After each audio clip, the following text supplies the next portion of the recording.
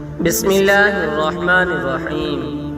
ملک الموت۔ حضرت حارث بن خزرج بیان کرتے ہیں کہ میرے والد نے کہا کہ رسول اللہ صلی اللہ علیہ وسلم نے فرمایا، میں نے ملک الموت کو ایک انصاری کے سرہانے بیٹھا ہوا دیکھا تو کہا کہ اے ملک الموت، میرے صحابی کے ساتھ نرمی کرنا، یہ مومن ہے۔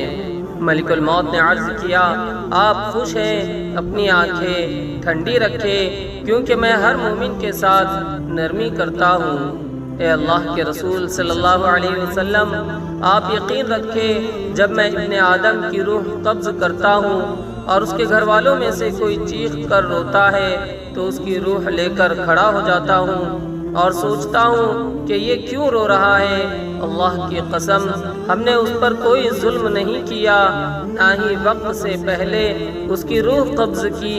اگر یہ اللہ کی تقدیر پر صبر کرے تو ان کو اجر ملے گا، اور اگر یہ چیخ و پکار اور واویلا کریں گے تو گنہگار ہوں گے۔ ہمیں تو آپ کی طرف بار بار آنا ہے، سو آپ احتیاط کریں۔